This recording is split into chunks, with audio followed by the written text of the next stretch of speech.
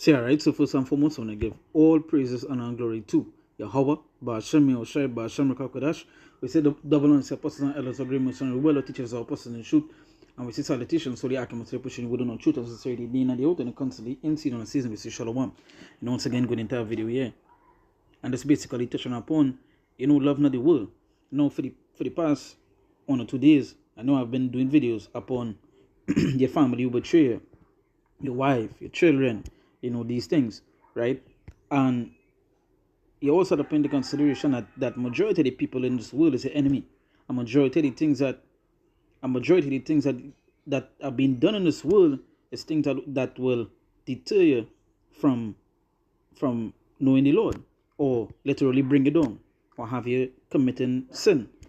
Because everything that's being done in this world right now is full of abominable acts, abominable stuff. There's a whole lot of wickedness that's been going on, that literally is going on in the world today, that's contaminating people, right? That's contaminating people. And what does literally make you, I shouldn't say what, I should say one of the things that is make you, go astray is the things in the world. You understand? Like things that's going on around the world. Because you might be seeing it and you might say you're missing it. You might be, like you're missing it. Well, if you could do it, I could do it too. These kind of things that go through your mind, right? That may go through your mind. And you have to put into your mind one time that the Lord said, love not the world, right? Love not the world. So let me start the scripture. This is 1 John chapter 2, verse 15. It says, love not the world, neither the things that are in the world. If any man love the world, the love of the Father is not in him, right? And that is straight to the point. You see what is going to play in people is that they push away the Lord. Let me explain what I mean. Is when they say they push away the Lord, because what they want to do is do things in the world. They might be seeing the friends or family doing certain things that they want to do. That they want to do, right? And the stuff that they be doing is wickedness. They just want to live in the flesh. They just want to be carnal.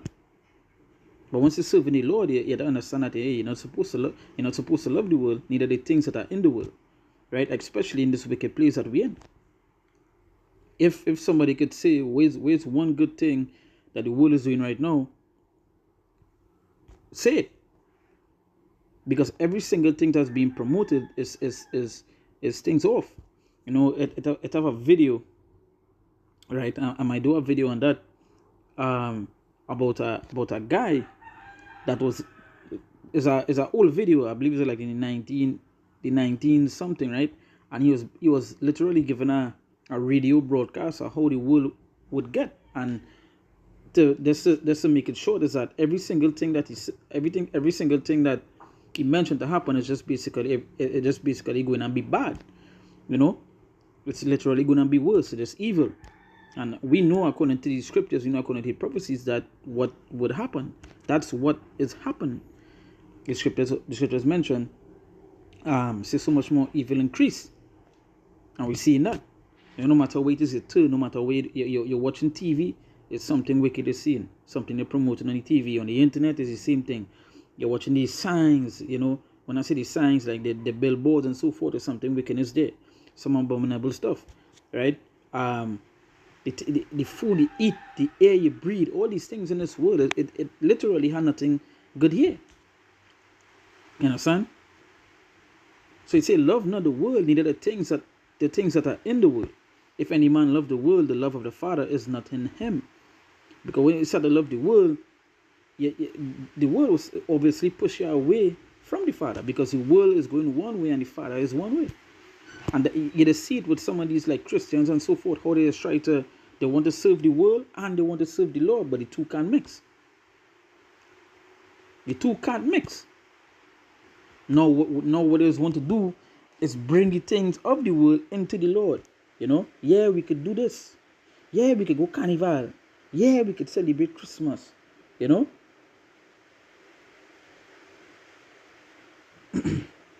And yeah, one thing I don't understand is this. And it mentioned in the scriptures, right, that you would lose things for the Lord. And we've been losing stuff. We have been losing stuff.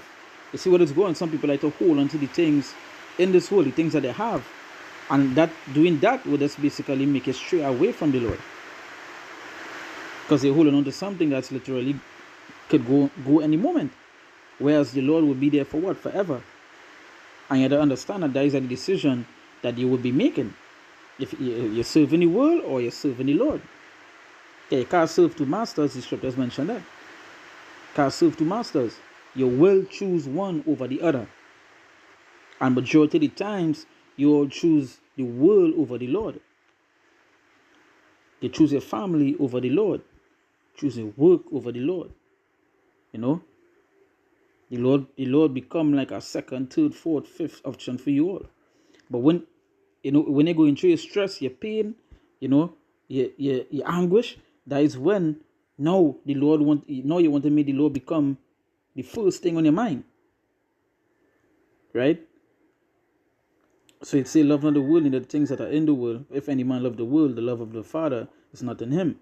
For all that is in the world, the lust of the flesh and the lust of the eyes and the pride of life is not of the Father, but is of the world. And that is what I was mentioning before.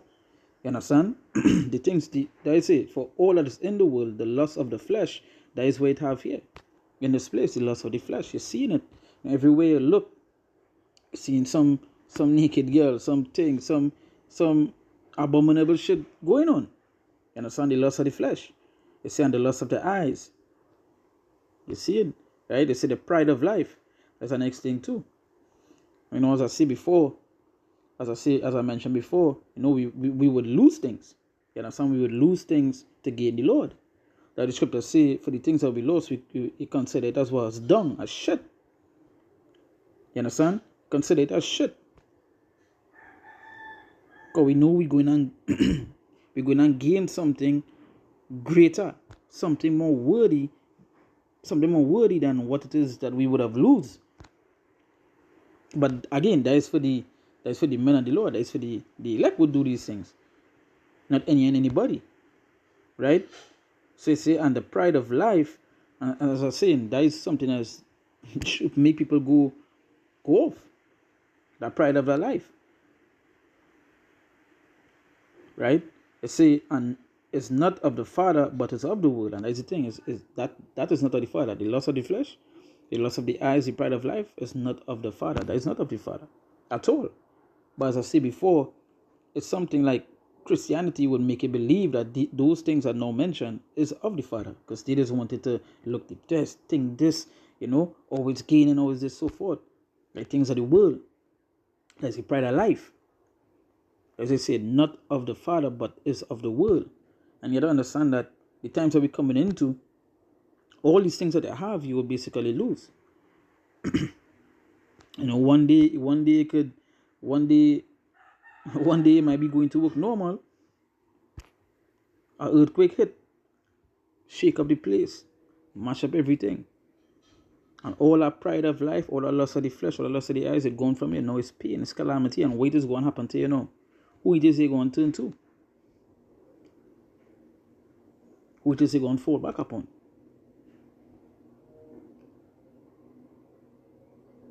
Everything we use in the world here is just temporal. We have to live. So obviously we have to eat, we have to buy certain stuff. We have to work, drive, you have a house. You have a family. But these is things that they can't put in front of the Lord. The Lord will always come first. That pride of that, and the pride of life, that leave that alone. That'll be the last thing on your mind.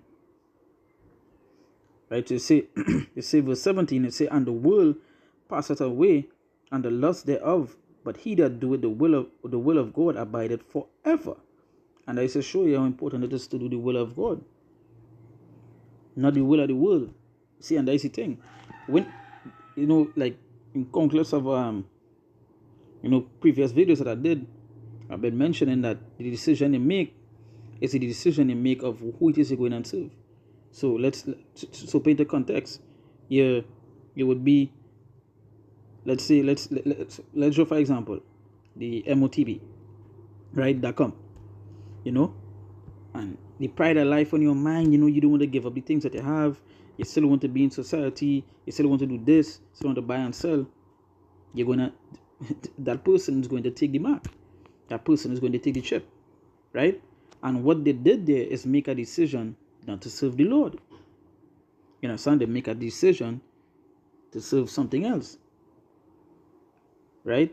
And that is what I mean when I say that everything that you do is making a decision. It's rather you're for the Lord or you're not for the Lord.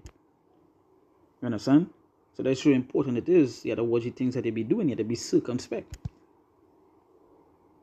So you say, and the world passeth away and the lust thereof, but he that doeth the will of God abideth forever. Yeah, we have to do the will of the Lord, not the will of the world, because we have no glory to gain here. You understand? You know, glory to gain here. Your family, your friends, whoever it may be, you're going to serve them, make them feel top of the line, and they're going to turn at you at any particular moment. Because, again, they're not going to give up. Let's be real. You know, if every brother could give an account that whole of their family ain't going and serve, all of their family, as it is right now, they're not going and turn to the Lord. You understand? They're not. Again, we have to lose things so that we can gain the Lord. Right? Let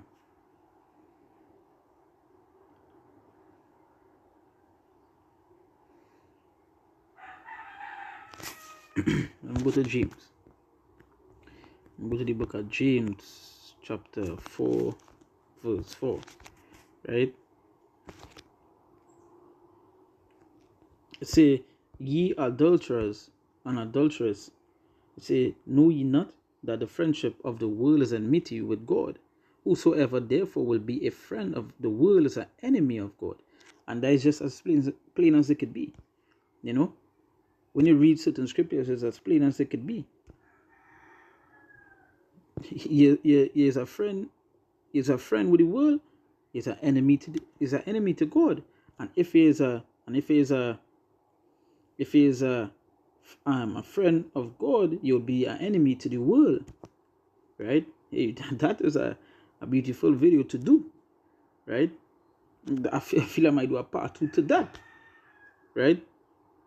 But this is to show you adulterers and adulteress, know ye not that the friendship of the world is enmity with God? Whosoever therefore will be a friend of the world is the enemy of God.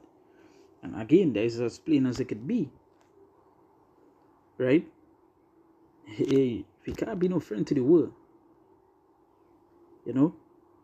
Yeah, as a friend to the world, you become an enemy to the Lord. Right? And again, as I say, the things we would lose. You lose your family, you lose your friend, you lose your job. But you will gain more to the Lord. And that's the most important thing. Right? Don't make the pride of life stray you away from the Lord. Don't make, seeing these people outside there do certain things twist up your mind.